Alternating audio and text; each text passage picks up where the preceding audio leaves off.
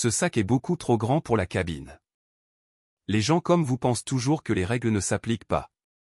Les mots, semblables à une lame acérée et intentionnelle, fendirent l'air lourd et humide du terminal 2F de l'aéroport Paris-Charles de Gaulle. Chloé Dubois sentit leur impact physique avant même que son esprit, engourdi par la fatigue, n'en saisisse pleinement le sens venimeux. Son rythme cardiaque s'accéléra instantanément, une décharge d'adrénaline la tirant brutalement de sa rêverie. Sa respiration se bloqua dans sa gorge. La voix appartenait à Sandrine Lefebvre, chef de cabine principale pour Air France, dont le sourire pincé n'atteignait jamais ses yeux d'un bleu pâle et glacial alors qu'elle toisait Chloé, âgée de 19 ans. Quelques instants plus tôt, Sandrine avait salué d'un geste de la main une jeune femme blonde transportant deux sacs de taille presque identiques à ceux de Chloé, avec un chaleureux « Passez un excellent vol, ma chérie ». Le contraste n'était pas subtil. Il était délibéré. Une démonstration de pouvoir, une pièce de théâtre jouée quotidiennement aux portes d'embarquement à travers le pays. Avant de plonger plus profondément dans la suite de cette histoire vraie de pouvoir, de préjugés et de justice, dites-moi d'où vous nous regardez. Laissez votre ville ou votre pays dans les commentaires ci-dessous. Et si vous croyez en la responsabilité et l'équité dans la manière dont les gens sont traités, cliquez sur le bouton d'abonnement et donnez un pouce bleu à cette vidéo. Croyez-moi, vous voudrez voir comment cela se termine. Ce qui se passera dans les 23 prochaines minutes changera des vies à jamais, exposera une culture défaillante et nous rappellera à tous que parfois, la justice arrive sous un visage inattendu. Chloé Dubois se tenait en tête de la file d'embarquement, son sweatshirt à capuche de la Sorbonne Université zippé jusqu'au menton pour se protéger de la climatisation agressive. À 19 ans, elle sortait d'une période d'examen partiel harassant et de l'épuisement profond qui les accompagnait.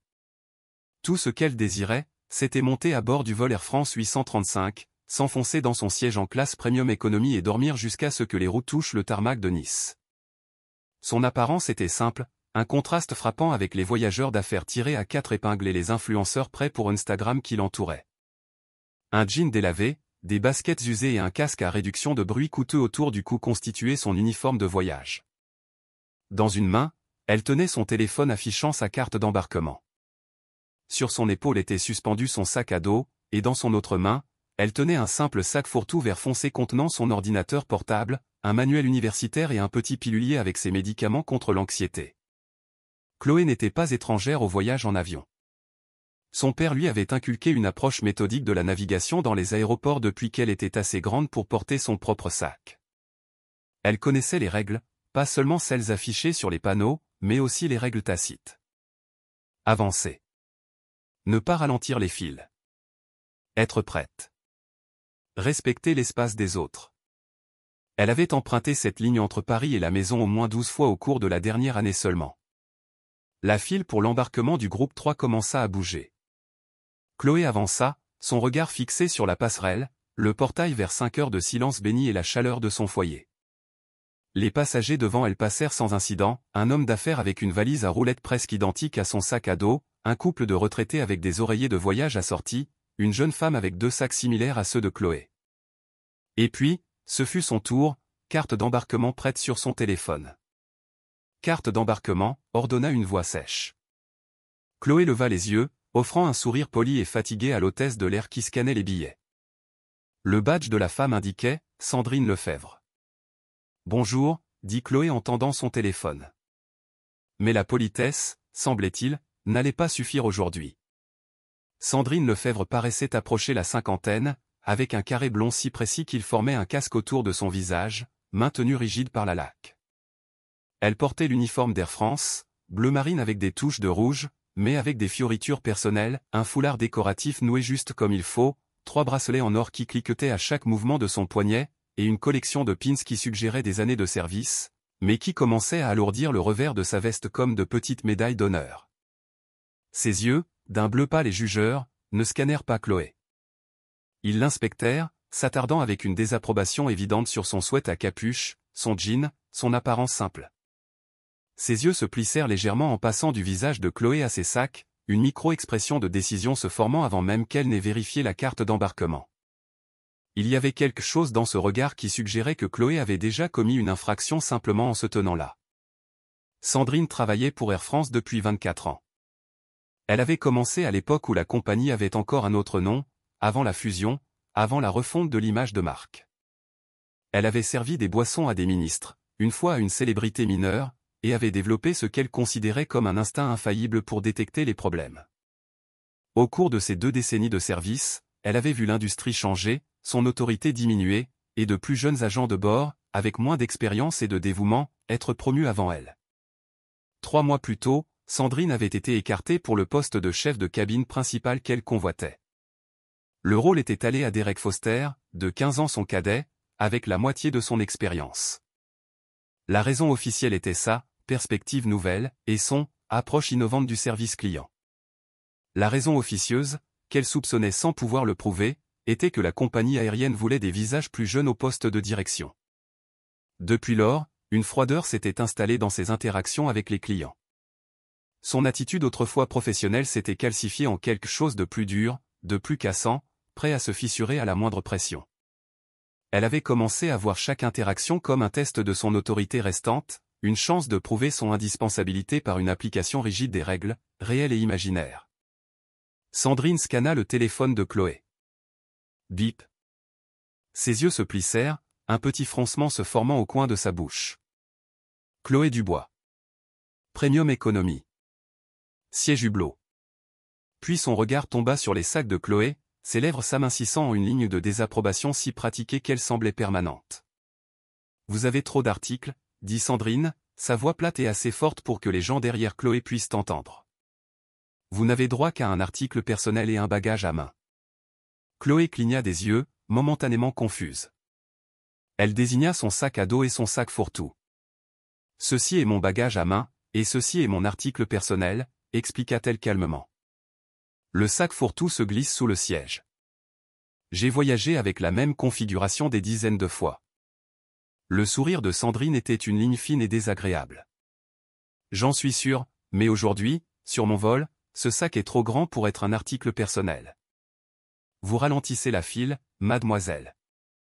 Mettez-vous de côté, et nous demanderons à l'agent d'escale de l'enregistrer. Mais il n'est pas trop grand, insista Chloé, essayant de garder sa voix égale. La frustration des examens et la fatigue mettaient sa patience à rude épreuve.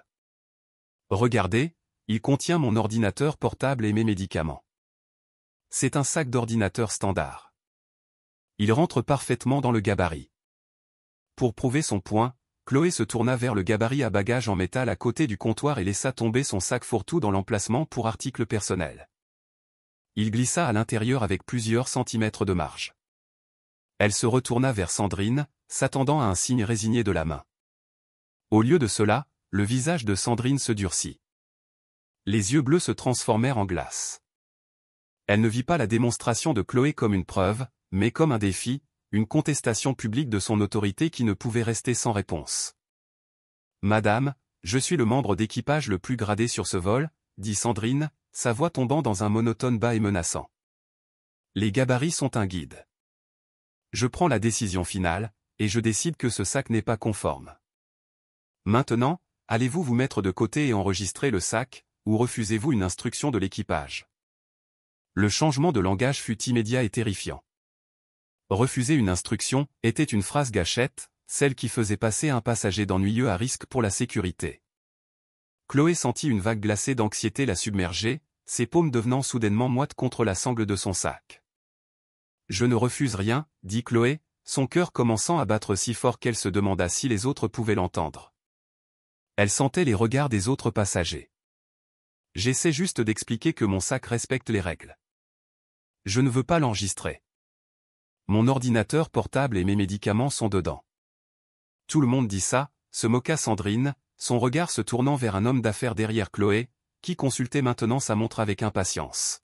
« Nous avons un horaire à respecter. » Elle se tourna et claqua des doigts en direction de l'agent d'escale, un jeune homme qui s'occupait de l'ordinateur. « Léo, cette passagère refuse d'obtempérer. Elle retarde l'embarquement. Appelez le superviseur. » Chloé prit une profonde inspiration, essayant de se recentrer comme son père le lui avait appris. La propre politique de votre compagnie stipule que les médicaments doivent rester avec les passagers et ne doivent pas être enregistrés. Les yeux de Sandrine se rétrécirent. Êtes-vous en train de me dire comment faire mon travail? Non, je suis juste. Parce qu'il semble que vous me disiez comment faire mon travail. Sandrine se pencha légèrement en avant, sa voix plus basse mais toujours audible pour ceux qui se trouvaient à proximité. Et vous n'avez pas l'air de quelqu'un qui connaît quoi que ce soit aux opérations aériennes. L'insinuation flotta dans l'air, indubitable dans son préjugé.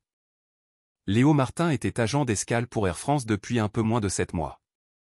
À 25 ans, avec un diplôme en hôtellerie et l'aspiration de passer un jour au siège social, il apprenait encore la chorégraphie complexe des opérations aéroportuaires.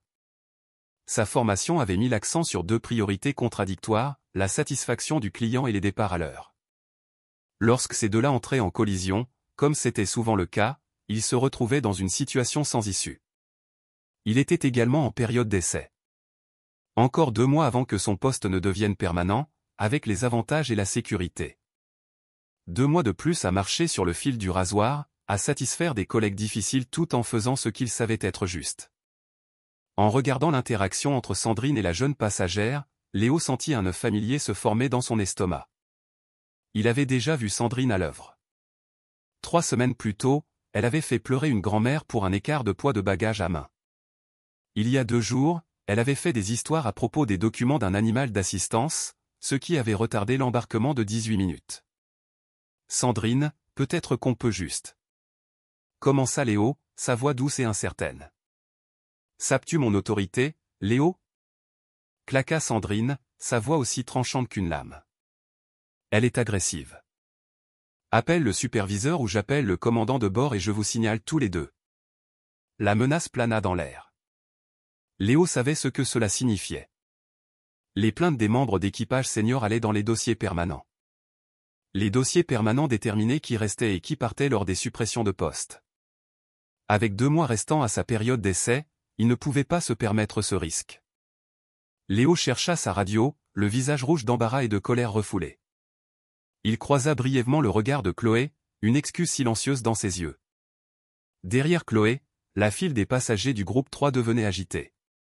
Certains observaient ouvertement la confrontation, d'autres faisaient semblant d'être absorbés par leur téléphone tout en jetant des coups d'œil furtifs. Quelques-uns avaient commencé à enregistrer discrètement, sentant que quelque chose d'intéressant se déroulait. C'est ridicule, s'éleva une voix de femme 3 personnes plus loin dans la file. Monique Dupont, 62 ans, une enseignante à la retraite de Lille en survêtement rose, sortit légèrement de la ligne. Son visage aimable arborait l'expression déterminée qui avait fait face à des générations de lycéens turbulents. Ce sac rentre clairement dans le gabarit. Nous l'avons tous vu. Madame, veuillez rester dans la file, dit froidement Sandrine. Cela ne vous concerne pas. Ça nous concerne tous si nous sommes retardés sans raison, persista Monique, sa voix portant l'autorité naturelle de décennies passées en salle de classe.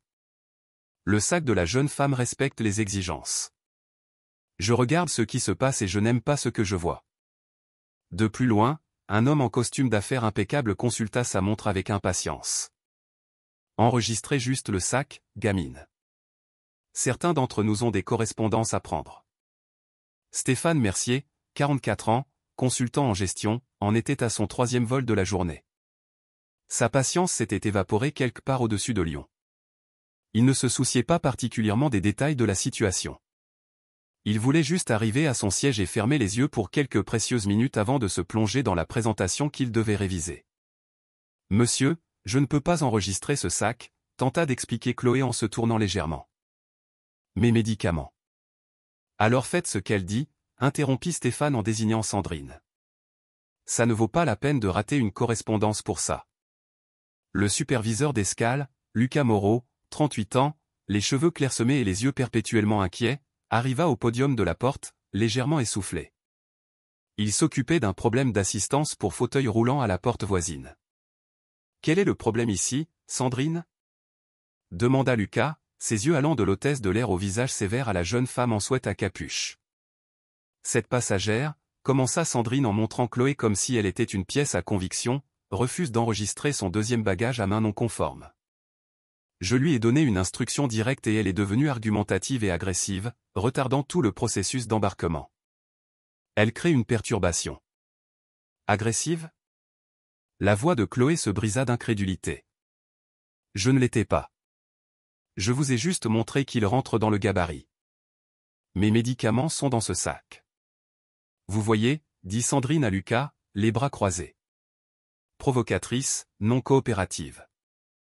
À ce stade, je ne me sens pas à l'aise avec elle à bord de mon avion. Elle démontre déjà un comportement hostile avant même que nous ayons quitté la porte. Lucas regarda Chloé, son expression suppliante. « Mademoiselle, ce n'est qu'un sac. Ne pouvez-vous pas simplement l'enregistrer? Nous devons faire partir ce vol. Nous risquons déjà un retard de 15 minutes à cause de cela. » Ce n'est pas juste un sac, insista Chloé, sa frustration débordant en larmes qu'elle refusa de laisser couler. Sa poitrine était serrée, sa gorge se contractant sous l'effort de maintenir son sang-froid. C'est mon ordinateur portable, mes notes, mes médicaments contre l'anxiété. Je n'ai pas le droit de l'enregistrer. La politique de votre propre compagnie aérienne stipule que les médicaments doivent être conservés en cabine. Elle avait raison, et elle le savait. Mais Sandrine avait déplacé les règles du jeu. Il ne s'agissait plus d'un sac. Il s'agissait d'autorité. Elle me cite le règlement, dit Sandrine avec un rire sans joie, ses yeux brillant d'une lueur vengeresse. Elle regarda Lucas. C'est de cela que je parle. Elle cherche clairement la confrontation. Je travaille pour Air France depuis 24 ans. Je reconnais un passager à problème quand j'en vois un. Elle représente un risque pour la sécurité. Un risque pour la sécurité? Chloé élevait maintenant la voix. Son sang-froid vola en éclats. À cause d'un sac fourre-tout? C'est insensé. Vous faites de la discrimination contre moi. Oh, ça y est, Sandrine roula des yeux de façon dramatique, se tournant vers les passagers qui regardaient. Maintenant, elle joue cette carte. Elles le font toujours. Le commentaire resta en suspens dans l'air comme une gifle. Plusieurs passagers bougèrent, mal à l'aise. Quelqu'un murmura, a-t-elle vraiment dit ça? Quelques téléphones de plus se levèrent, enregistrant maintenant ouvertement. Monique, la femme en survêtement rose, intervint de nouveau. Elle a raison. Vous savez que c'est un article personnel. Vous l'intimidez simplement parce que vous pensez pouvoir vous en tirer. Madame, s'il vous plaît, restez en dehors de ça, la pressa Lucas, son front perlant de sueur.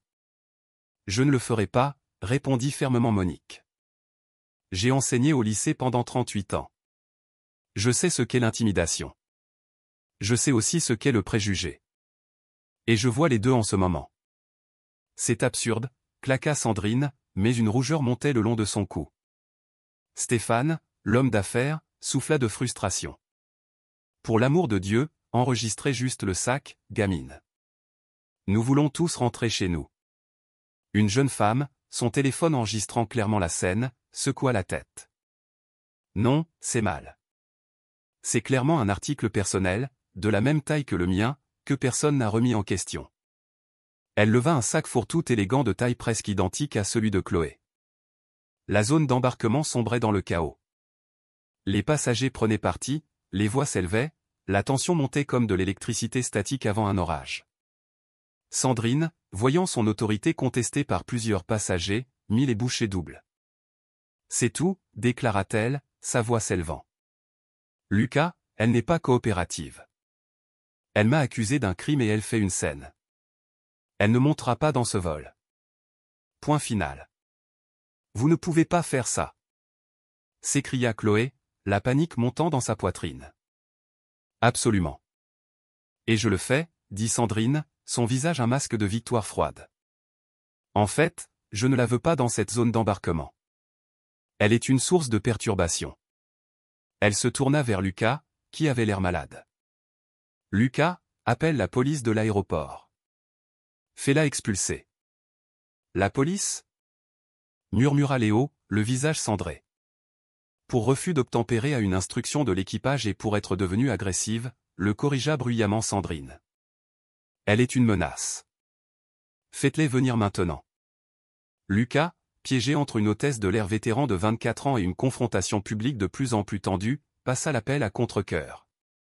10 minutes plus tard, 2 policiers de l'aéroport arrivèrent à la porte F23. L'officier Nicolas Bernard, 42 ans, s'approcha avec le professionnalisme las de quelqu'un qui avait vu trop de disputes d'aéroport. À côté de lui, l'officier Manon Petit, 31 ans, examinait la scène avec des yeux vifs et un léger froncement de sourcils. Quel semble être le problème? demanda l'officier Bernard, adressant sa question à Lucas. Avant que le superviseur d'escale ne puisse répondre, Sandrine s'avança. Cette passagère a refusé de se conformer aux restrictions sur les bagages à main et est devenue agressive lorsqu'on lui a demandé d'enregistrer son sac surdimensionné. Lorsqu'on l'a informée qu'elle ne serait pas autorisée à embarquer avec l'article non conforme, elle est devenue agressive et perturbatrice, incitant les autres passagers. L'officier Bernard se tourna vers Chloé. « Est-ce ce qui s'est passé, mademoiselle ?» Chloé, luttant pour garder sa voix stable, secoua la tête. Ses mains tremblaient légèrement et elle les joignit pour le cacher.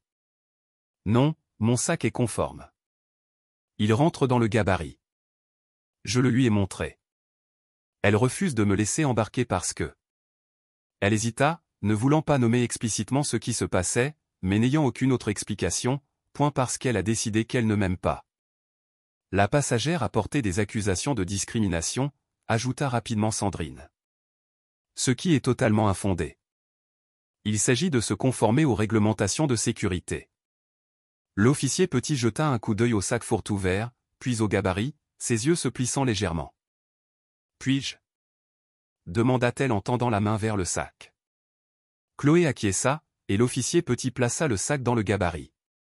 Il rentra avec de la place en trop. « Le sac semble être conforme à vos dimensions indiquées », nota l'officier Petit en regardant Lucas. Elle se tourna vers Sandrine. « Madame, pouvez-vous expliquer le problème de sécurité spécifique avec ce sac ?» « Le gabarit est un guide », insista Sandrine, sa voix prenant une tournure défensive. La décision finale appartient aux membres de l'équipage. Il s'agit du volume total, de la répartition du poids et de considérations de sécurité qui ne sont pas apparentes à partir d'une simple mesure.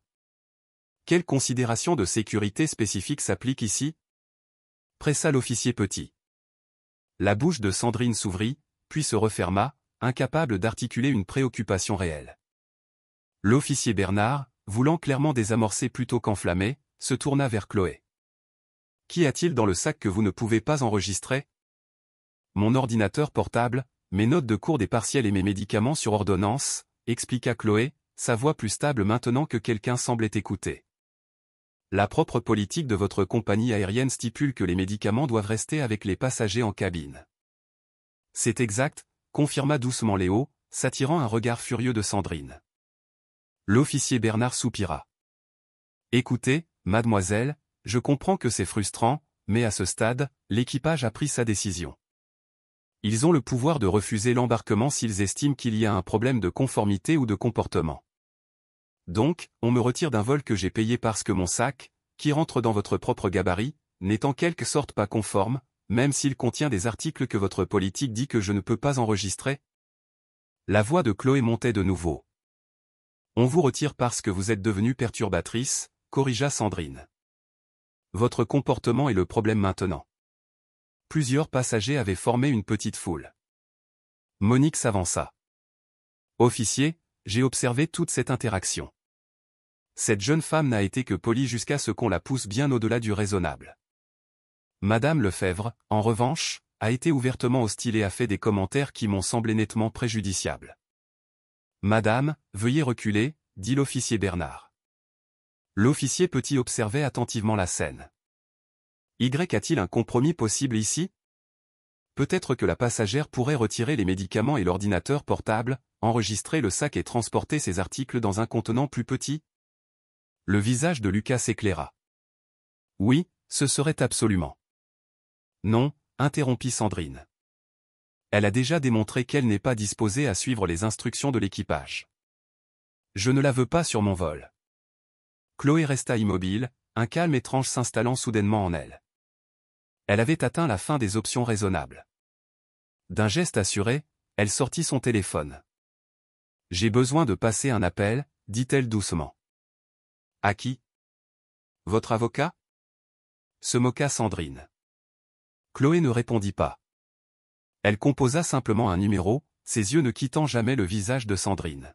« Papa, » dit-elle lorsque l'appel fut connecté. « J'ai besoin de toi, porte F23, tout de suite. » Sa voix baissa, mais était toujours audible. « Oui. » Ça recommence. Une autre pause. « Non, pire. » Ils ont appelé la police. Elle put entendre la vive inspiration de son père, suivie immédiatement par « J'arrive ». 10 minutes, maximum. Ne dis plus rien. Ne pars pas. J'arrive. Elle termina l'appel et glissa le téléphone dans sa poche.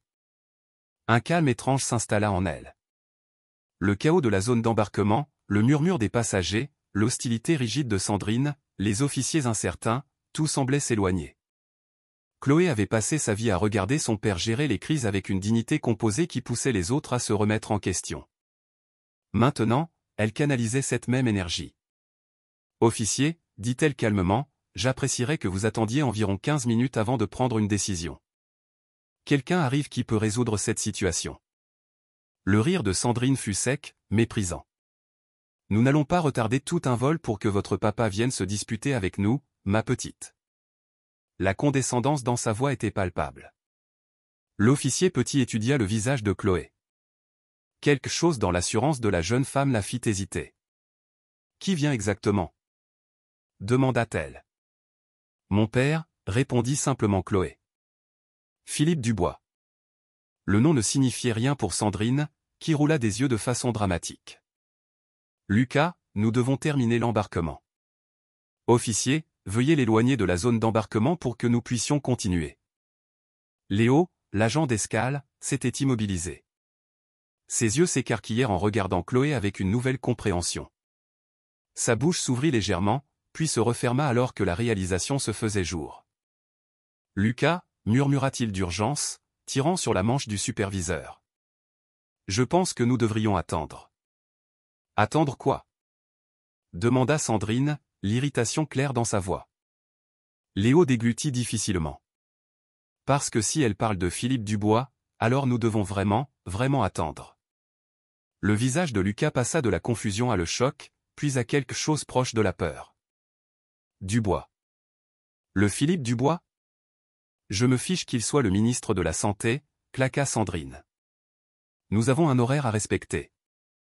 L'officier petit avait perçu le changement d'énergie. Qui est Philippe Dubois?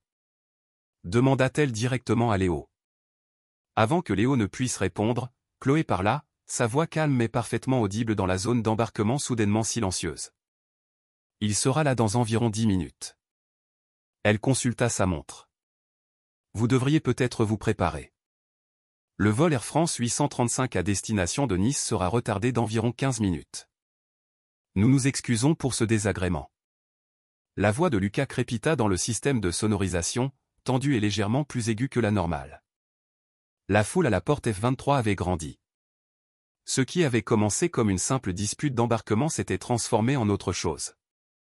Une pièce de théâtre d'aéroport impromptue à laquelle les passagers des portes voisines se déplaçaient pour assister. Des téléphones enregistraient discrètement et moins discrètement. Quelques personnes postaient déjà sur les réseaux sociaux avec des légendes comme « Drame à la porte F23 » et « Abus de pouvoir d'une hôtesse de l'air ».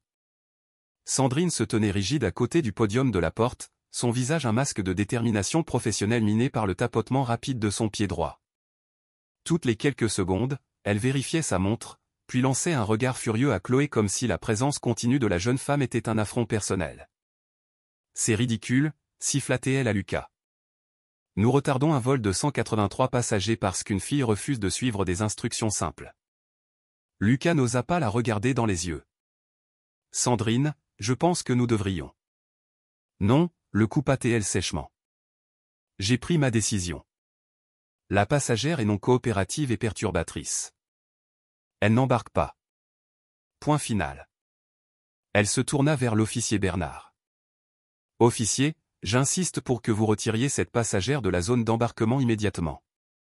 Elle perturbe délibérément nos opérations. » L'officier Bernard parut incertain.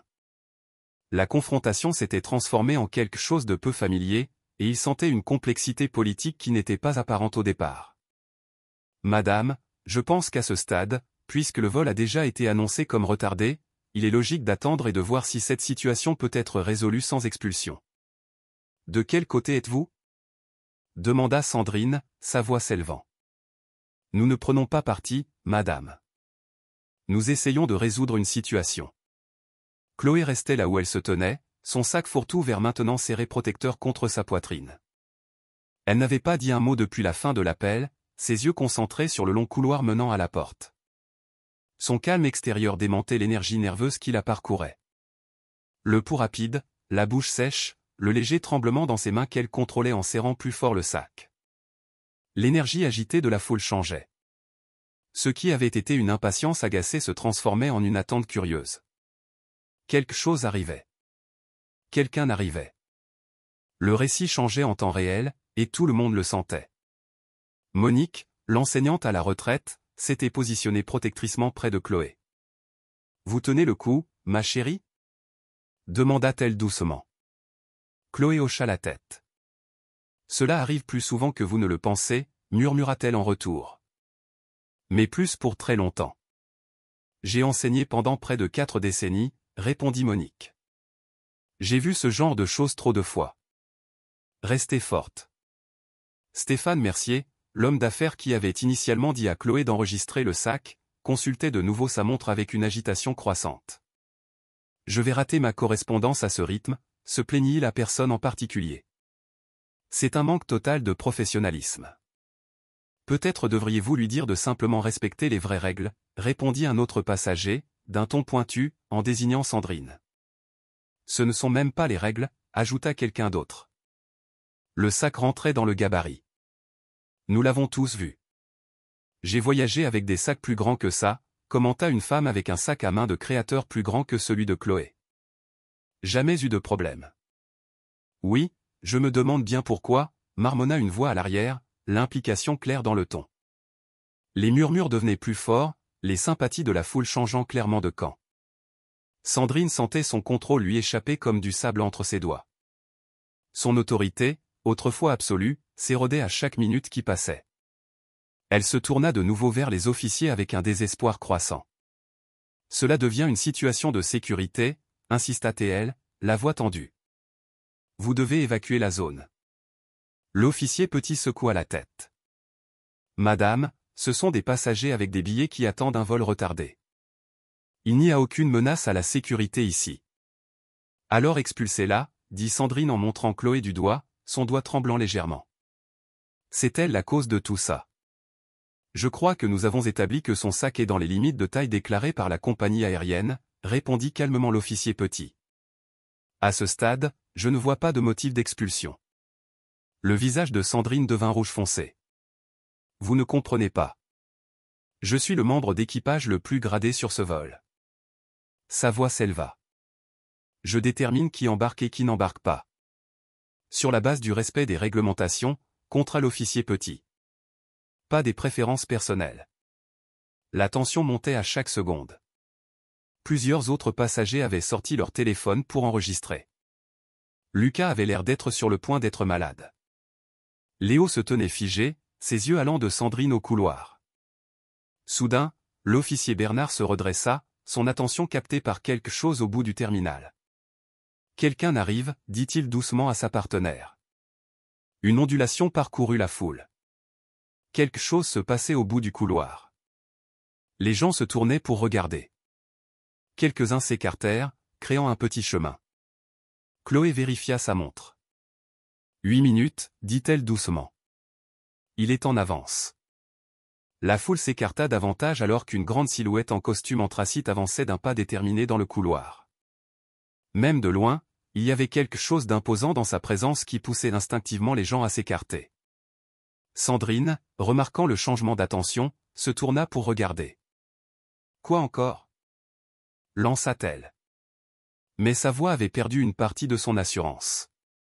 Le moment qui se construisait depuis l'appel de Chloé arrivait enfin, et avec lui une prise de conscience qui changerait bien plus qu'un simple vol.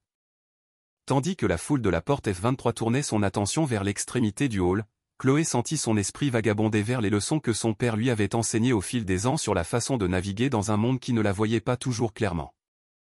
Elle avait 7 ans la première fois que c'est arrivé, faisant du shopping avec son père dans un grand magasin d'électronique haut de gamme. Elle s'était éloignée pour regarder les dernières tablettes. Un agent de sécurité s'était immédiatement approché, lui demandant où étaient ses parents, si elle était perdue, si elle était entrée par erreur. Les questions l'avaient déroutée jusqu'à ce que son père apparaisse, vêtu d'un costume sur mesure, sa voix calme, mais teintée d'une fermeté familière.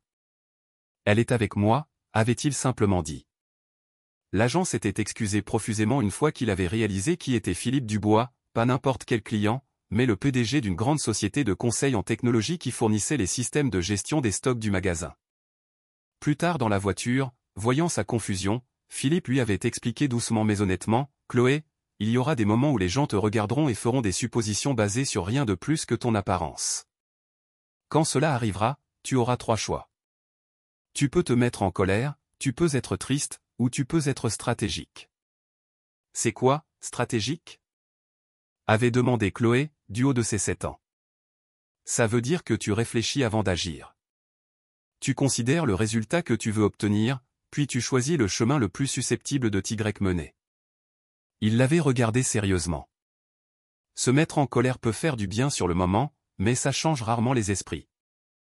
Être triste ne fait que te blesser. Être stratégique signifie maintenir ta dignité tout en t'assurant qu'il y a des conséquences pour les mauvais comportements. C'était devenu une conversation récurrente à mesure qu'elle grandissait. À 12 ans, quand un professeur a supposé qu'elle avait triché à un examen parce que sa note était étonnamment élevée. À 15 ans, quand un vendeur l'a suivie dans les rayons d'un magasin, surveillant chacun de ses mouvements. À 17 ans, lorsqu'elle postulait aux universités et qu'un conseiller d'orientation lui a suggéré de viser moins malgré ses notes parfaites. Chaque fois, Philippe avait été là, non pas pour mener ses batailles, mais pour l'aider à développer sa propre approche de l'injustice. Connais les règles mieux qu'eux, lui avait-il conseillé. Prépare-toi plus minutieusement. Parle calmement mais fermement. Documente tout. Et si nécessaire, utilise les ressources et les privilèges que tu as pour créer le changement, non seulement pour toi, mais aussi pour les autres qui pourraient faire face à la même situation sans tes avantages. Philippe Dubois avait élevé Chloé seule après que sa mère soit décédée d'un cancer quand Chloé n'avait que 4 ans. Ingénieur brillant devenu chef d'entreprise, il avait bâti une entreprise technologique de renommée mondiale avant de racheter Air France, une compagnie nationale en difficulté, tout en s'assurant de ne jamais manquer une pièce de théâtre de l'école ou une réunion parents-professeurs. Ce que peu de gens en dehors de l'entreprise savaient, c'est que la mission de Philippe avec Air France avait toujours été personnelle. Il avait vécu tant de moments humiliants en tant que passager ou être déplacé de la première classe, voir ses qualifications remises en question, être soumis à des contrôles supplémentaires aléatoires qu'il avait finalement décidé que la seule façon de changer le transport aérien était de le réinventer de l'intérieur. L'incident qui l'avait finalement poussé à agir s'était produit quand il avait 34 ans. Déjà un entrepreneur technologique à succès, voyageant en première classe de Lyon à Nice, il avait été prié de passer en classe économique par une hôtesse de l'air qui prétendait que son siège avait été surréservé, pour ensuite voir un passager blanc être escorté à sa place quelques minutes plus tard. Quand il avait protesté, la sécurité avait été appelée. L'humiliation d'être escorté hors de l'avion pendant que les autres passagers le dévisageaient l'avait hanté pendant des années. J'ai racheté cette compagnie aérienne pour que personne ne ressente jamais ce que j'ai ressenti ce jour-là, avait-il dit un jour à Chloé. Mais changer une culture est plus difficile que de changer un nom d'entreprise. Ne les laisse jamais te voir craquer, avait-il enseigné à Chloé. Sache que ta valeur n'est pas déterminée par la façon dont les autres te traitent. Et souviens-toi que parfois, la réponse la plus puissante n'est pas un cri, mais un murmure soutenu par l'action. Maintenant, debout dans la zone d'embarquement, tous les regards se déplaçant entre elle et la silhouette qui approchait au loin, Chloé puisa dans ses leçons. Elle desserra sa mâchoire. Elle détendit ses épaules. Elle respira profondément, se recentrant pour ce qui allait arriver. La confrontation ne concernait plus son sac. En réalité, ça n'avait jamais été le cas. Il s'agissait de pouvoir et de qui le détenait, ceux qui l'utilisaient comme une arme contre ceux qui l'utilisaient comme un outil de changement. Chloé vérifia de nouveau sa montre. Le moment de la révélation approchait, et malgré tout, elle ressentit une lueur de sympathie pour Sandrine Lefebvre. L'hôtesse de l'air n'avait vraiment aucune idée de ce qui allait lui tomber dessus.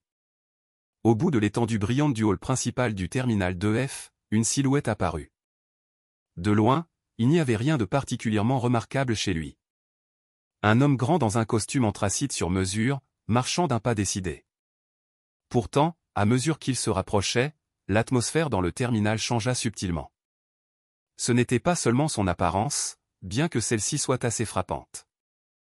Philippe Dubois se déplaçait avec la confiance tranquille de quelqu'un qui n'a jamais besoin d'exiger l'attention, car elle lui est naturellement accordée. À 52 ans, ses cheveux poivre et sel coupés courts et sa silhouette svelte suggéraient la discipline. Son visage, avec sa mâchoire forte et ses yeux pensifs, projetait à la fois intelligence et intensité. Mais c'était la façon dont les autres réagissaient à lui qui révélait vraiment sa présence. Un pilote passant en sens inverse eut un temps d'arrêt, puis se redressa presque imperceptiblement.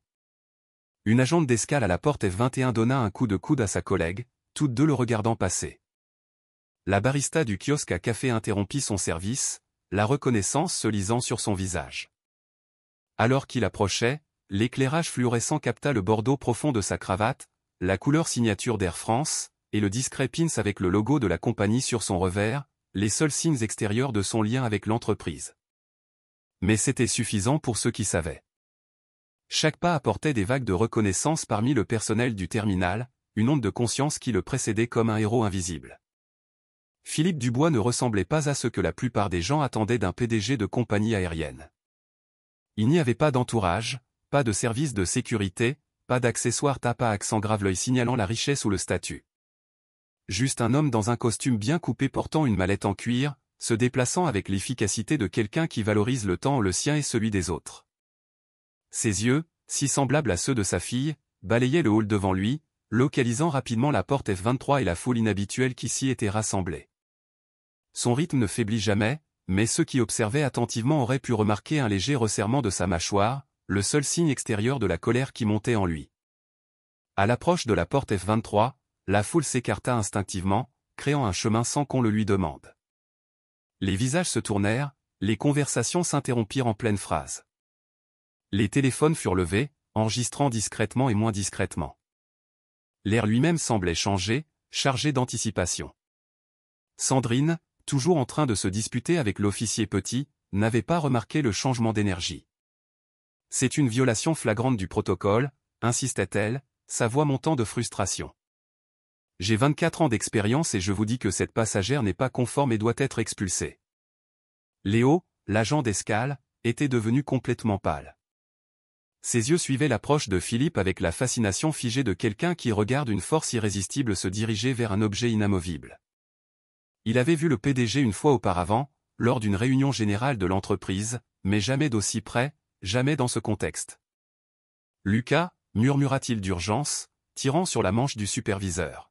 « Il est là. » Lucas se tourna, son expression passant de la frustration au choc, puis à quelque chose proche de la panique en l'espace de quelques secondes. « Oh mon Dieu » murmura-t-il instinctivement, redressant sa cravate. C'est à ce moment-là que Sandrine sentit enfin le changement autour d'elle. Elle se tourna, suivant le regard collectif de la foule, et ne vit qu'un homme noir bien habillé s'approchant avec détermination. Aucune reconnaissance ne vacilla dans ses yeux, seulement de l'irritation face à une autre interruption. « Quoi » lança-t-elle, irritée par le silence soudain. « Qui est-ce » Personne ne lui répondit. Il n'en avait pas besoin. Philippe Dubois avait atteint le bord de la zone d'embarquement, et ses yeux avaient trouvé sa fille. Quelque chose passa entre eux, une communication silencieuse construite sur des années de compréhension partagée. Les épaules de Chloé se détendirent infinitésimalement, la plus légère trace de soulagement traversant son visage. Puis son regard se déplaça vers Sandrine Lefebvre, la jaugeant d'un seul coup d'œil complet. L'air autour d'eux sembla s'immobiliser, comme si toute la zone d'embarquement retenait collectivement son souffle. Pendant un instant, Philippe observa simplement, analysant la scène avec une évaluation calme. Chloé, seule, serrant son sac, les officiers maintenant une distance neutre, la foule regardant avec anticipation, et Sandrine, se tenant toujours avec une autorité rigide, bien que son expression ait commencé à montrer les premières lueurs d'incertitude. Philippe s'avança, son mouvement délibéré et sans hâte. Quand il parla, sa voix était calme, mais portait sans effort, un baryton parfait qui commandait l'attention sans sembler l'exiger. « Je crois qu'il y a une situation ici qui requiert mon attention. » Les mots restèrent en suspens, simples mais chargés d'une autorité tranquille. Philippe Dubois se tenait au bord de la zone d'embarquement, une main reposant légèrement sur sa mallette en cuir, son regard stable et évaluateur. Sandrine Lefebvre redressa sa posture, sentant une nouvelle figure d'autorité, mais ne comprenant pas encore qui il était. Elle adopta son ton le plus professionnel. « Monsieur, il s'agit d'un problème d'embarquement géré par le personnel de la compagnie et la police de l'aéroport. Je vais devoir vous demander de reculer. » L'expression de Philippe ne changea pas. Il se tourna légèrement vers l'officier Petit. « Officier, pourriez-vous m'expliquer ce qui se passe ici ?» Avant que l'officier Petit ne puisse répondre, Sandrine intervint sèchement. « Cela ne vous concerne pas, monsieur. Veuillez retourner à votre porte. » Un murmure parcourut la foule qui regardait. Quelqu'un chuchota, « Oh, elle n'a aucune idée », suivi d'un rire nerveux rapidement étouffé. Philippe ignora Sandrine et regarda directement Lucas, le superviseur d'escale. « Monsieur Moreau, n'est-ce pas? Peut-être pourriez-vous me mettre au courant. » Le visage de Lucas s'était vidé de toute couleur. Il déglutit difficilement, sa pomme d'Adam se balançant visiblement. « M. Dubois, monsieur, je ne savais pas. C'est-à-dire que nous avons une situation avec une passagère non conforme. Elle a refusé d'enregistrer son sac surdimensionné et est devenue agressive lorsqu'on lui a demandé de le faire, interrompit Sandrine, clairement irritée que son autorité soit sapée. Elle s'avança, se plaçant entre Lucas et Philippe. Elle perturbe notre processus d'embarquement et a été retirée de ce vol. Philippe hocha la tête d'un air songeur. Je vois. Il se tourna vers Chloé. Et quelle est votre perspective sur cela? Le sac rentre dans le gabarit, répondit calmement Chloé, la voix stable. Il contient mes médicaments et mon ordinateur portable, que la politique de la compagnie stipule ne doivent pas être enregistrés. J'ai montré qu'il était conforme, mais Madame Lefebvre a décidé que non. Et le sac en question? Demanda Philippe. Chloé leva son sac fort ouvert. Philippe se retourna vers Lucas. Le sac a-t-il été testé dans le gabarit standard? Lucas hocha nerveusement la tête.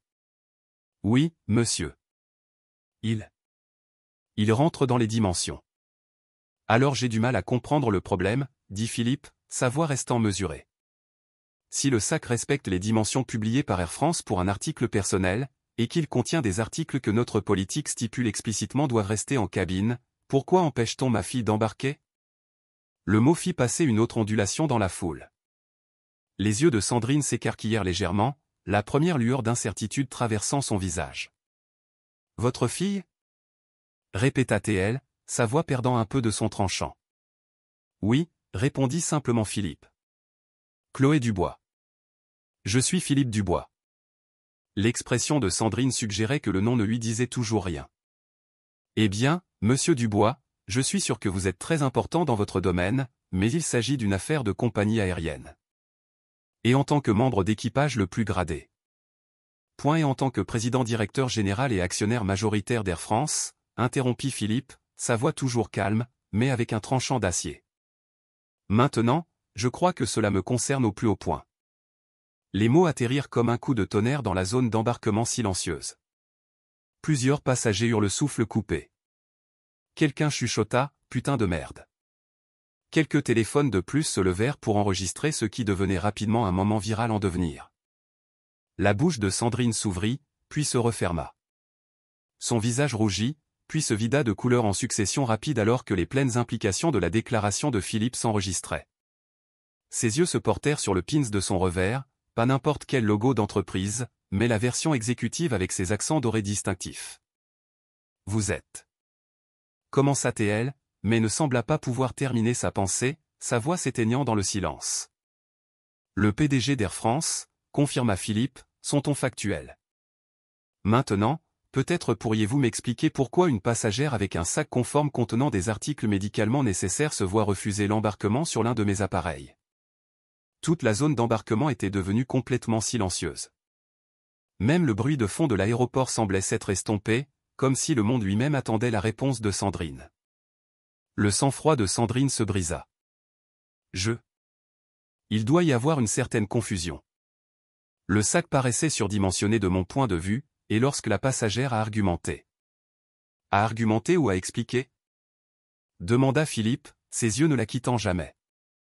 Elle est devenue agressive, insista Sandrine, bien qu'avec moins de certitude. Elle a refusé de se conformer à ma décision. Philippe se tourna vers l'officier Petit. Officier, selon votre observation, ma fille était-elle agressive ou perturbatrice? L'officier Petit secoua la tête. Non, monsieur. Elle a insisté sur le fait que son sac était conforme, ce qui semble être le cas, mais elle est restée calme jusqu'à ce que la situation dégénère. Et qui l'a fait dégénérer? Demanda Philippe, bien qu'il soit clair qu'il connaissait déjà la réponse. L'officier petit hésita, jetant un coup d'œil à Sandrine. La situation est devenue tendue lorsque Madame Lefebvre a demandé l'intervention de la police. Philippe hocha la tête pensivement.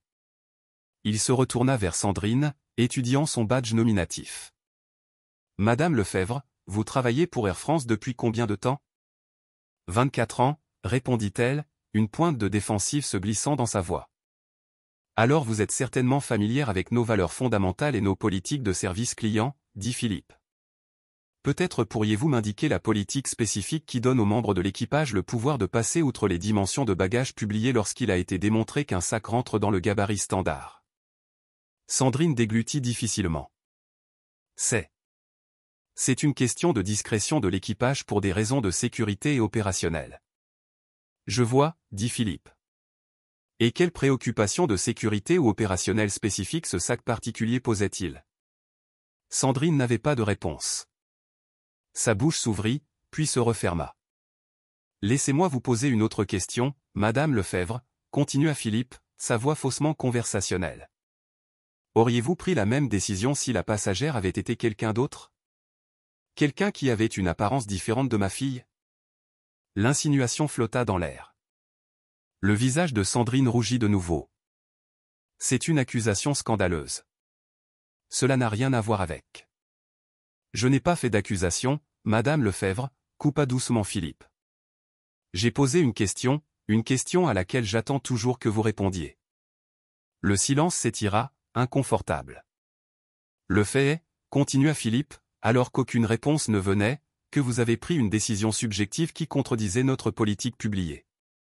Vous avez transformé une situation mineure en une affaire de police, et le plus accablant de tout, vous avez tenté de faire expulser une passagère en règle pour n'avoir rien fait de plus que de connaître et de citer nos propres politiques. Il se tourna vers Lucas. M.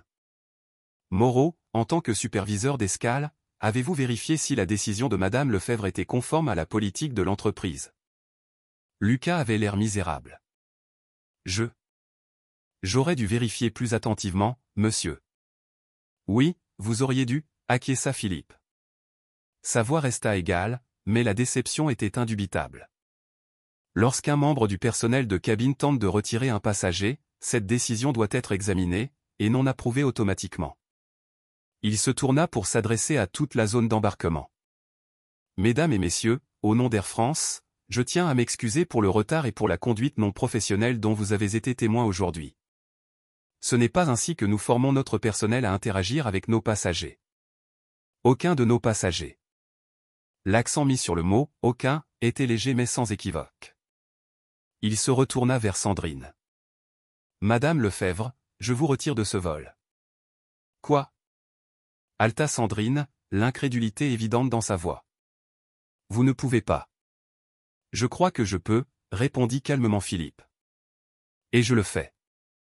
Vous êtes suspendu en attendant une enquête complète sur cet incident et un examen de votre dossier de service. Mais le vol. Protesta-t-elle. Nous continuerons avec le reste de l'équipage, termina Philippe pour elle.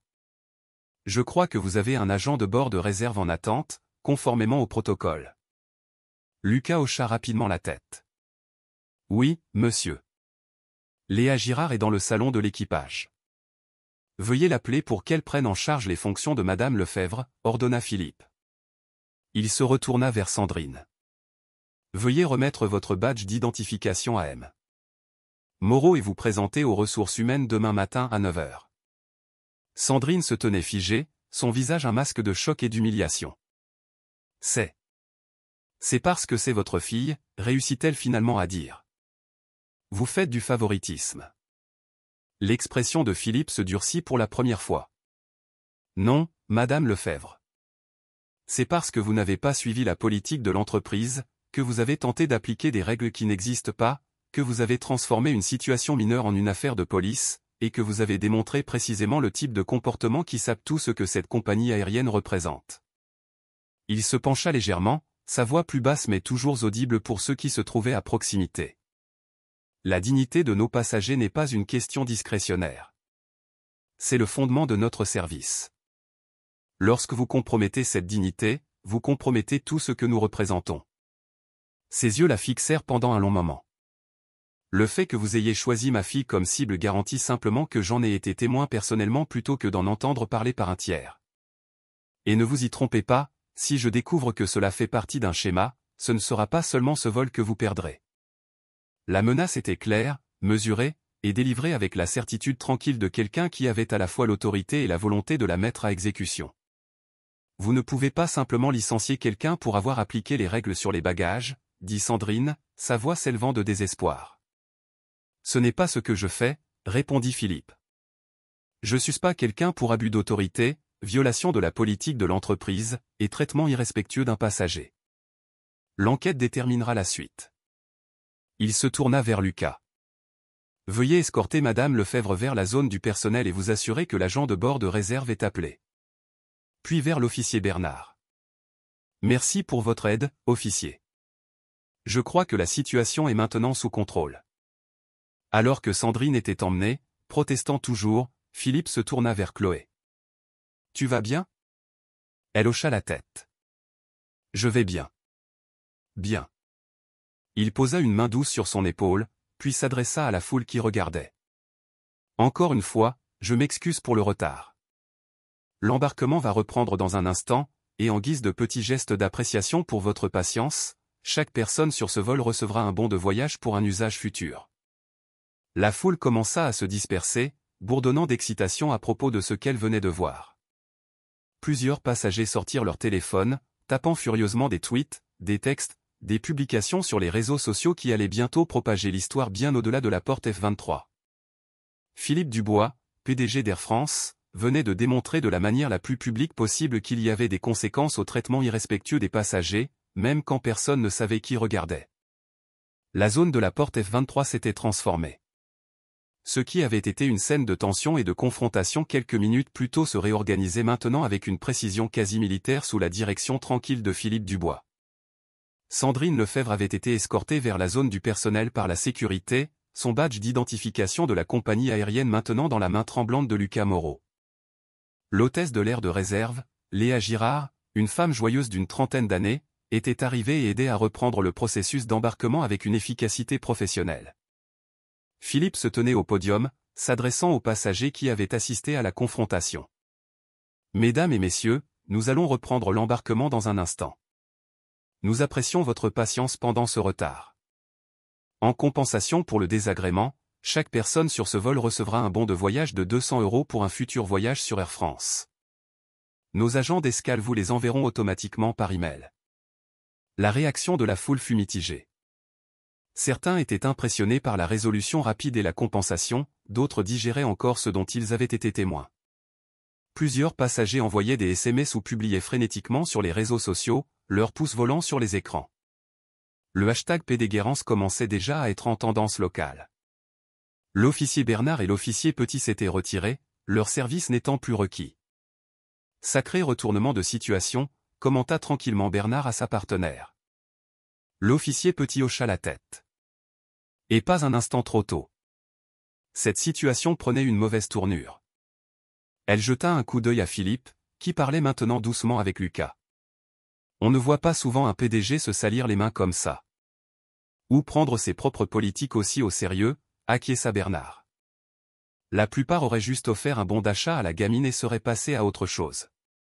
Près de la file d'embarquement, Monique Dupont, l'enseignante à la retraite qui avait défendu Chloé, s'approcha d'elle avec un sourire chaleureux.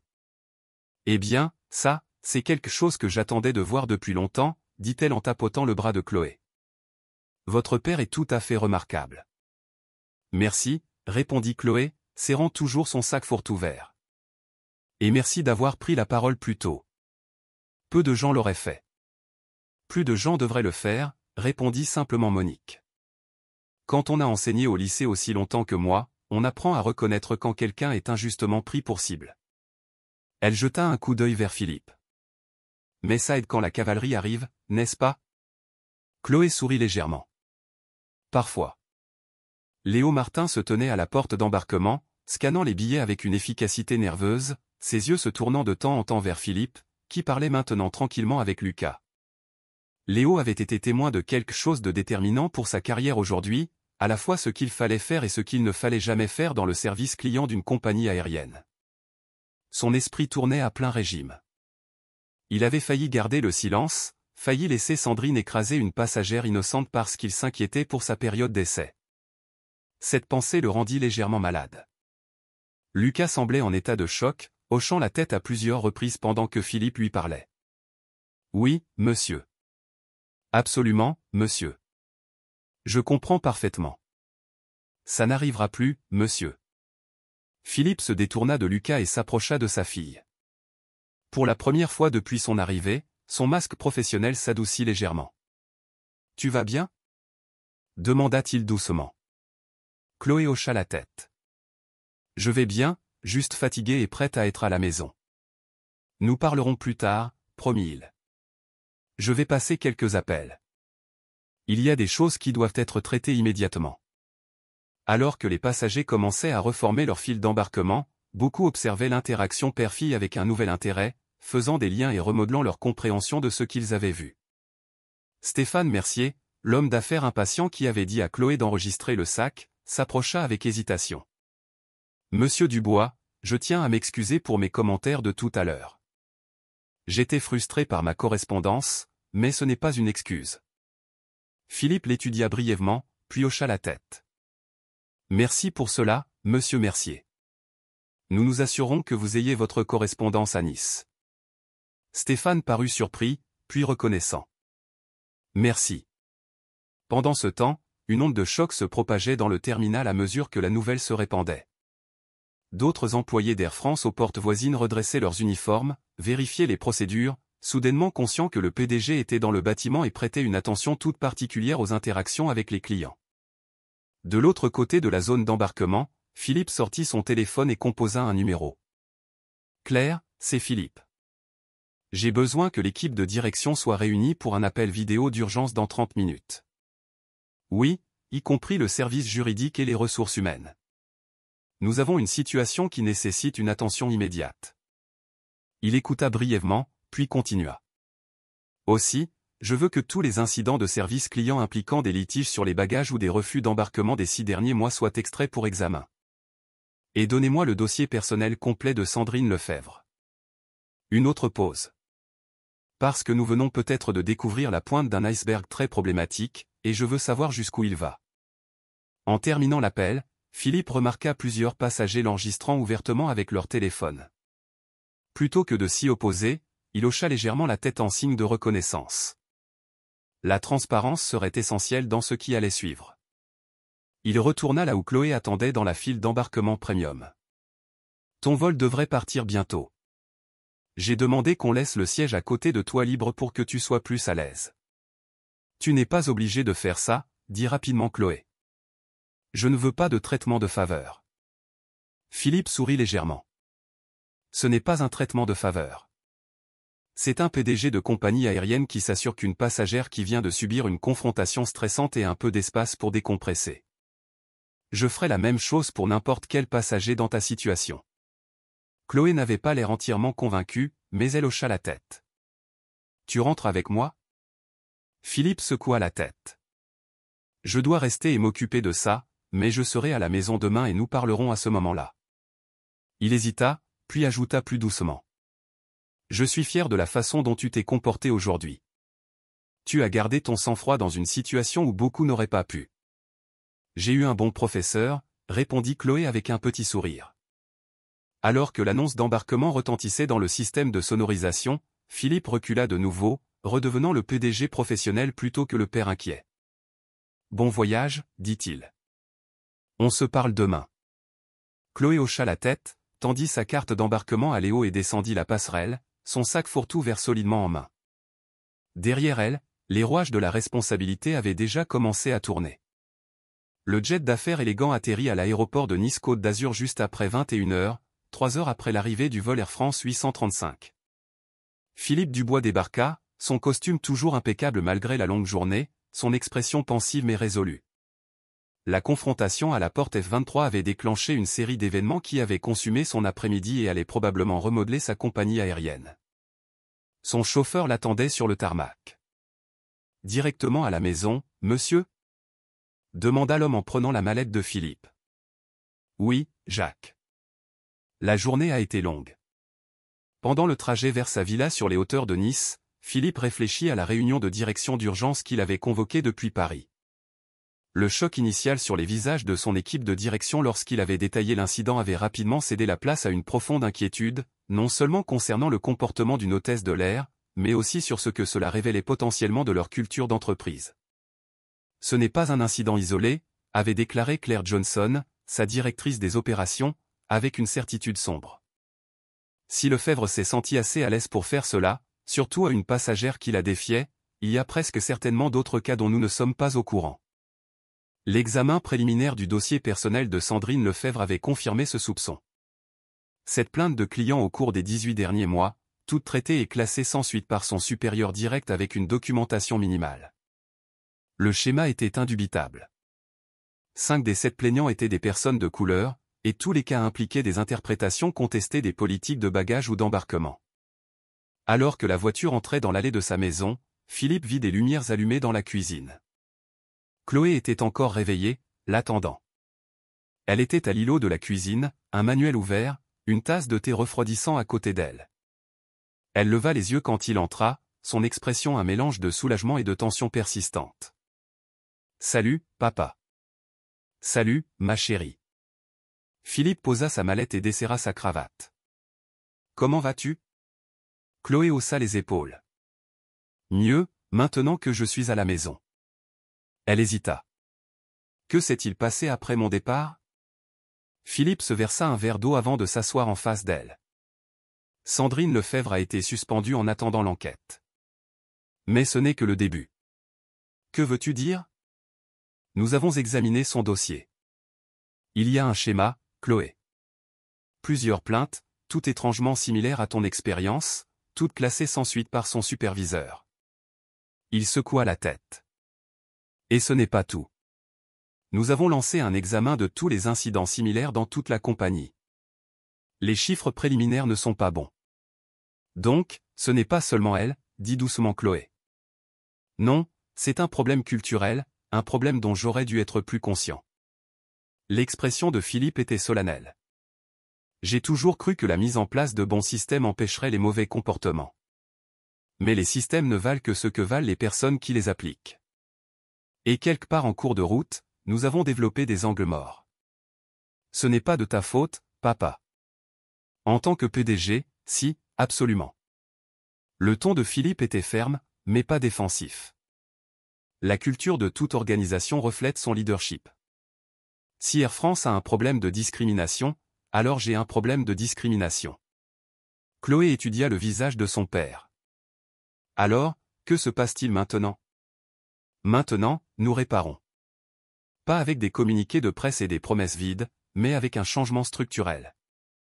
Philippe prit une gorgée d'eau. Premièrement, Sandrine Lefebvre est licenciée, avec effet demain. Son superviseur également, pour ne pas avoir traité le schéma de plainte. Nous faisons appel à un cabinet indépendant pour mener un examen complet de nos pratiques de service client, avec un accent particulier sur la manière dont le personnel de première ligne exerce sa discrétion et applique les politiques. Ça semble être un bon début, dit Chloé avec prudence. Ce n'est qu'un début, acquiesça Philippe. Nous mettons également en œuvre des changements immédiats à notre politique de bagages pour supprimer les évaluations subjectives. S'ils rentrent dans le gabarit, ils volent. Point final. Et nous créons un nouveau département de défense des clients qui rendra compte directement au niveau exécutif, en dehors de la chaîne de commandement normale. Il fit une pause, puis ajouta. Et nous allons rendre cela public. Pas de dissimulation derrière des accords de confidentialité. Transparence totale sur ce qui s'est passé, pourquoi cela s'est passé, et ce que nous faisons pour garantir que cela ne se reproduise plus jamais. Chloé parut surprise. Ce n'est pas ainsi que la plupart des entreprises gèrent ces choses. La plupart des entreprises se soucient plus de protéger leur image que de résoudre leurs problèmes, répondit Philippe. Je n'ai pas construit Air France pour qu'elle soit comme la plupart des entreprises. Ils restèrent assis en silence pendant un moment, le poids de la journée s'installant autour d'eux. Je suis désolé que tu aies eu à vivre ça, dit finalement Philippe. Je ne le suis pas, répondit Chloé, le surprenant. pas entièrement. C'était humiliant et exaspérant, oui. Mais si cela ne m'était pas arrivé, si c'était arrivé à quelqu'un qui n'avait pas de ligne directe avec le PDG, rien n'aurait changé. Au moins de cette façon, peut-être que quelque chose de bien en sortira. Philippe étudia le visage de sa fille, y voyant non seulement ses propres traits, mais aussi la force de sa défunte épouse. « Quand es-tu devenu si sage ? » « J'ai eu de bons professeurs, » répondit-elle avec un petit sourire. Elle posa son thé, ses doigts traçant le bord de la tasse pensivement. « Tu sais quelle était la pire partie ? Ce n'était pas l'embarras ou la frustration. C'était de voir tout le monde accepter ça comme si c'était normal que quelqu'un soit traité de cette façon. » « Pas tout le monde, » souligna Philippe. « Cette femme en rose, Monique. Elle a parlé. Une personne sur des dizaines, contra Chloé. Et même alors, ça n'a rien changé jusqu'à ce que tu arrives. » Philippe hocha lentement la tête, reconnaissant la vérité dans ses paroles. C'est la partie la plus difficile de tout cela. Pour chaque incident que nous voyons, combien reste sans contestation? Combien de passagers acceptent un mauvais traitement parce qu'ils n'ont pas les ressources ou l'énergie pour se battre? Dehors, une notification retentit sur le téléphone de Philippe. Il y jeta un bref coup d'œil. La vidéo se propage. Plus de 2 millions de vues déjà sur toutes les plateformes. Chloé grimaça. Génial. Je serai reconnu sur le campus. Pour avoir défendu la justice avec dignité. Il y a pire comme réputation, je suppose. Elle hésita. Papa, et si ça avait été quelqu'un d'autre? Quelqu'un qui n'était pas ta fille? La question resta en suspens entre eux, inconfortable mais nécessaire. Je veux croire que j'aurais réagi de la même manière, dit Philippe après un long moment, que nos systèmes l'auraient détecté, que la justice aurait prévalu. Mais je n'en suis pas certain, et c'est ce qui m'empêche de dormir la nuit. La cuisine retomba dans le silence, père et fille, assis ensemble au lendemain d'une journée qui les avait tous deux changés. Demain apporterait de nouveaux défis, des demandes des médias, des considérations juridiques, le travail complexe du changement institutionnel. Mais pour ce soir, ils étaient simplement une famille traitant une expérience partagée qui avait révélé des vérités difficiles sur le monde qu'ils naviguaient ensemble. Tu sais, dit Chloé, je n'arrêtais pas de penser à ce que tu m'as toujours dit, rester calme, connaître les règles mieux qu'eux. Et ça a aidé. Elle considéra la question sérieusement. Oui et non. Ça m'a aidé à garder mon sang-froid, la plupart du temps, mais ça n'a pas arrêté ce qui se passait jusqu'à ce que tu arrives. Elle le regarda directement. Et la plupart des gens n'ont pas cette option. Philippe hocha lentement la tête. C'est pourquoi le système doit changer. Pour que la dignité et la justice ne dépendent pas de qui sont vos parents ou de qui vous connaissez. Est-ce vraiment possible? Honnêtement, je ne sais pas. Mais je sais que nous avons la responsabilité d'essayer. Philippe tendit la main à travers l'îlot et serra la main de sa fille. Dors un peu. Demain sera une journée chargée pour nous deux. Les lumières fluorescentes du hall commercial de l'aéroport Paris-Charles de Gaulle vacillaient, projetant une lueur maladive et bourdonnante sur la petite boutique de cadeaux nichée entre les portes. L'air ici était différent de celui du terminal principal. Un mélange triste et vicié de nettoyants pour tapis industriels, de café et de fatigue des passagers. Derrière le comptoir de la boutique du terminal, Sandrine Lefebvre arrangeait un présentoir de boules à neige de la Tour Eiffel avec une précision mécanique. Son uniforme autrefois impeccable avait disparu, remplacé par un polo bleu mal ajusté avec le logo de la boutique brodé sur la poitrine. Son carré blond, autrefois un casque d'autorité d'entreprise, avait repoussé, des racines sombres apparaissant à travers la couleur délavée. 3 mois avaient complètement transformé sa vie. Le licenciement, l'infamie virale, la pension perdue, les frais de justice qui s'accumulaient, tout cela découlant d'une seule confrontation à propos d'un sac fourre-tout vert. Le nom d'Air France, qui lui avait autrefois ouvert des portes, les claquait maintenant au nez, les employeurs potentiels la reconnaissant de la vidéo qui ne voulait pas mourir. Dans ces moments les plus sombres, qui étaient fréquents, Sandrine blâmait tout le monde sauf elle-même, la compagnie aérienne, pour avoir fait d'elle un bouc émissaire, Philippe Dubois, pour avoir abusé de son pouvoir, Chloé, pour ne pas avoir simplement obéi à ses instructions. On avait fait d'elle un exemple, ses 24 années de service effacées par un seul incident. Mais dans de rares moments de lucidité, généralement dans les heures calmes avant de dormir, Sandrine reconnaissait des vérités qu'elle ne pouvait se résoudre à dire à voix haute, qu'il y avait eu d'autres incidents avant celui-ci, qu'elle avait appliqué les règles différemment selon la personne qui se tenait devant elle, qu'elle avait manié son autorité comme une arme plutôt que comme une responsabilité. Le carillon de la porte de la boutique la tira de ses pensées. Une jeune femme noire, d'environ 19 ou 20 ans, entra, le téléphone collé à l'oreille, riant de quelque chose que quelqu'un avait dit. Elle portait un sweatshirt de l'école normale supérieure, ses tresses rassemblées en un chignon décontracté sur le dessus de sa tête. Sandrine se redressa, le mode service client s'activant automatiquement, bien que sans le professionnalisme impeccable qu'il avait autrefois défini. « Bienvenue à la boutique du terminal », récita-t-elle du ton plat qui avait remplacé sa voix autrefois autoritaire. La jeune femme sourit brièvement en signe de reconnaissance avant de retourner à son appel, parcourant la section des snacks tout en parlant. « Non, j'ai une escale de 3 heures. »« Oui, je sais. » La conférence était géniale, par contre. Quelque chose en elle rappelait Chloé Dubois à Sandrine. Pas physiquement, mais dans sa manière, sa confiance en soi confortable, la façon dont elle se déplaçait dans le monde, supposant qu'elle y avait sa place, la chose même qui avait déclenché les pires instincts de Sandrine 3 mois plus tôt. La jeune femme termina son appel et s'approcha du comptoir avec une bouteille d'eau et une barre de céréales. En les posant, un petit porte-clés scintillant tomba de sa poche, atterrissant silencieusement sur le sol à côté de la caisse, invisible pour sa propriétaire. « Juste ça, s'il vous plaît », dit-elle en souriant poliment. Sandrine enregistra les articles mécaniquement. 7,85 €. Alors que la jeune femme payait, Sandrine remarqua le porte-clés tomber, un logo miniature de l'ENS scintillant sous les lumières fluorescentes. Une voix dans sa tête, amère et rancunière, murmura « Laisse-la le perdre. Elle devrait faire plus attention à ses affaires. » Bien fait pour elle. C'était la même voix qui avait guidé tant de ses interactions au fil des ans. La voix qui classait les gens comme dignes ou indignes de considération sur la base de critères qu'elle n'avait jamais vraiment examinés. La jeune femme prit ses articles et se tourna pour partir. Sandrine fixa le porte-clés sur le sol. Il représentait un choix, le même choix qu'elle avait fait d'innombrables fois auparavant, mais cette fois avec le poids de tout ce qu'elle avait perdu pesant sur elle.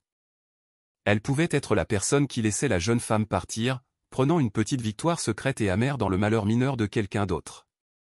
Ou elle pouvait être quelqu'un d'autre, quelqu'un qu'elle aurait peut-être dû être depuis le début. « Mademoiselle », appela Sandrine, sa voix se brisant légèrement par manque d'usage. La jeune femme se retourna, les sourcils levés en signe d'interrogation. Sandrine se pencha, son dos protestant après des heures passées debout, et ramassa le petit bijou scintillant. Elle le tendit, paume ouverte. « Vous avez fait tomber ça. » Le visage de la jeune femme s'illumina d'un soulagement et d'une gratitude sincère. « Oh mon Dieu, merci beaucoup », s'exclama-t-elle en se hâtant de revenir au comptoir. « Ma sœur vient de me le donner la semaine dernière. C'est mon porte-bonheur pour les partiels. » Elle prit le porte-clés, ses doigts effleurant brièvement la paume de Sandrine. « Sérieusement, merci. Vous me sauvez la vie. » La gratitude simple et sincère pour un si petit acte de décence élémentaire frappa Sandrine avec une force inattendue. Cette jeune femme la voyait vraiment, non pas comme un obstacle ou une figure d'autorité, mais simplement comme un autre être humain qui avait fait quelque chose de gentil.